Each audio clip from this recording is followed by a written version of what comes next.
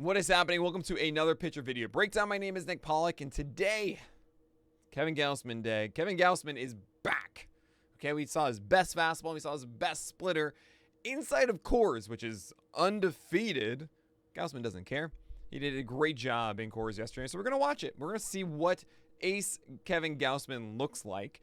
Now, I want to mention camera angle is a little bit bad. It's super high up, and what that means is the depth that he gets on his splitter, a little bit harder to see. We'll be able to see some of it, but it's not as clear as the normal camera angle that is down, and you actually get the proper verticality. But we're going to enjoy it today. It's the second inning against the Rockies, and yeah, let's get to it.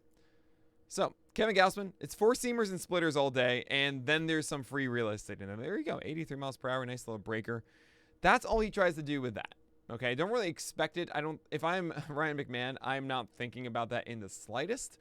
I'm trying to go after fastballs and splitters down here a ton, and if I see a pitch start away, I'm not expecting that to come back. So that's free real estate all day against a lefty.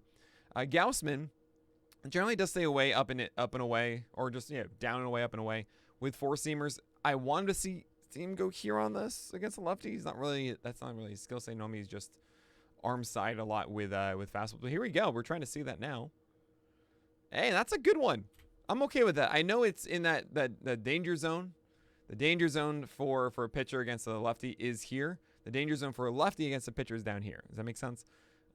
They want pitches here. They don't want here. And reverse of that, of course, for a pitcher. That just got the call. It's going across the plate like that. Got it. McMahon isn't happy.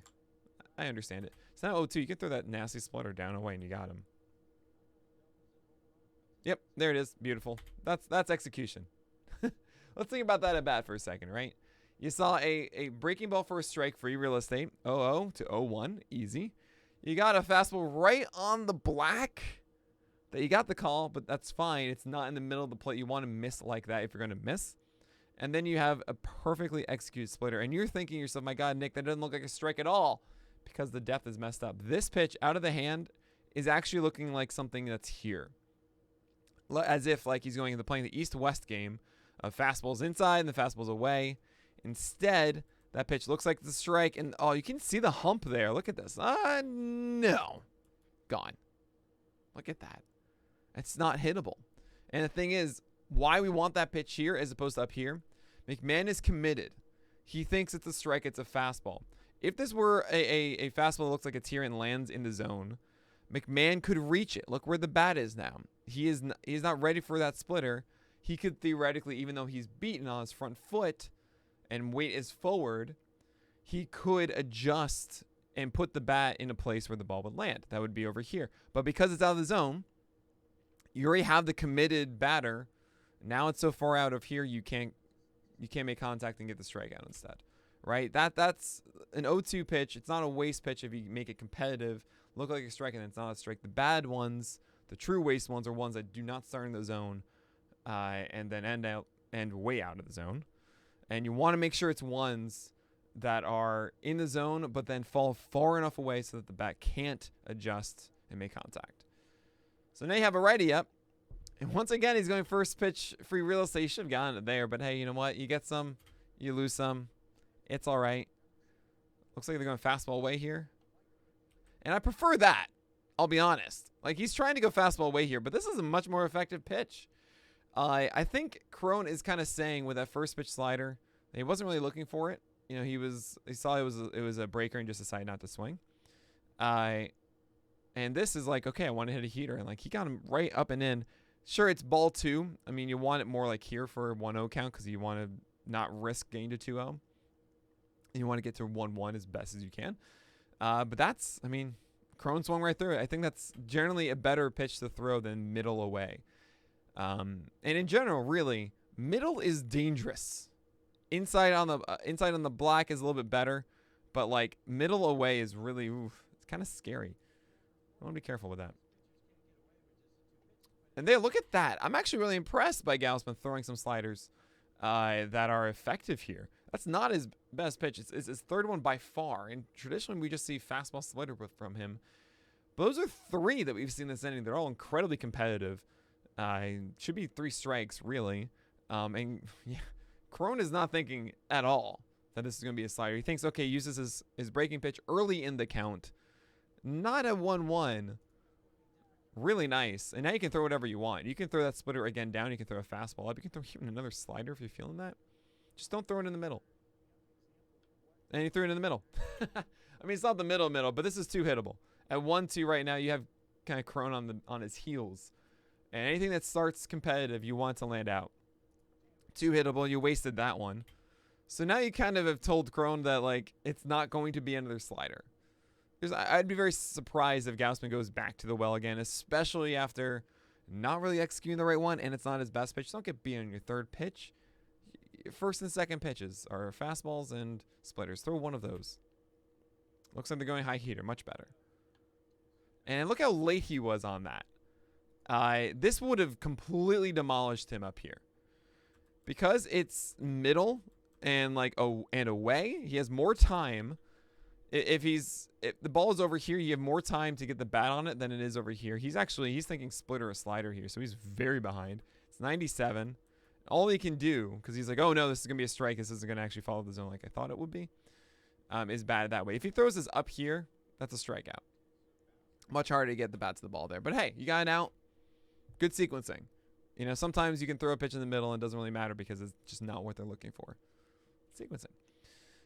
Let's see. Is it again? Oh, nope. Okay. Well, that I think was a curveball. Maybe it was actually that breaker again. He was trying to do free real estate one more time. Let's see. 1-0. Throw a fastball outside corner. Yeah. That's a really good one.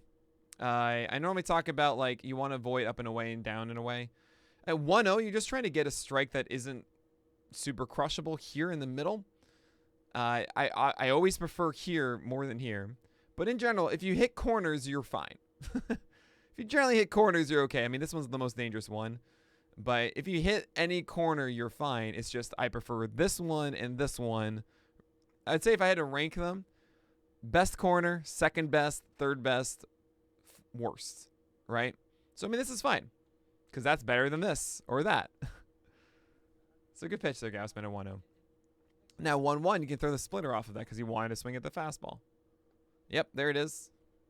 Easy, easy peasy, beautiful. Cover girl. So now, like, go upstairs with the fastball again. He's trying to hit heaters. He's showcased that. So he would swing out of his shoes at one that lands about up here. He was actually late on that. He was actually, I think, looking splitter. That's wild. Because that's actually a mistake. If he really is looking for a fastball, Sam Hilliard, then he would turn on that one and drive it down the line to right field. He got away with that one there, and he's kind of saying he's looking secondary. So, I mean, it looks like they're going to give him a splitter the way that the catcher's spread out like that. Yeah, and there it is. By the way, you guys can tell this. Look at the feet. Look, I'll say this. For those watching at home, watching baseball, and you're trying to figure out what pitch is coming, the catcher actually can give you some cool tips. So look at how wide the stance is, because he's ready to come down and block it because you know that this is going to be a pitch down here. This isn't going to be a fastball up.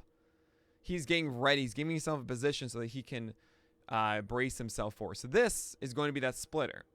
Okay, as it goes away, it starts over here and breaks out that way.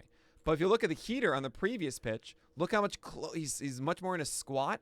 He's down lower to take on that fastball. So look at the legs here and look at the legs here. Way different spread out. So it's a cool thing so you can tell and understand, like, oh, cool, I know what is going to happen now before the pitch happens, and you can really build up that expectation. You can sound really smart to your friends, too. Like, oh, I think it's going to be this. Because you can see the legs of the catcher. You're cheating. It's great. Anyway, that's going to do it for today's edition of this pitcher video breakdown. That was Kevin Gausman. I mean, the guy's in command of his splitter. It's filthy right now. Fastballs are at 95, 96, 97. He even has that slider for free real estate. It's not fair. Absolutely not fair. It's good to see him performing at the peak of his game. And I hope for the Giants' sake that he has it through the playoffs. But all right, that's going to do it for today. So as always, like and subscribe. This video goes a long way for me. Leave a comment on who you want me to talk about during this offseason. Yes, I will be doing these over the offseason, not as regularly, but probably 1 or 2 a week. So definitely let me know who you want me to talk about over the long, long offseason. That's going to do it for today. So my name is Nick Pollack, and as always, may your BABIPs be low and your strikeouts high.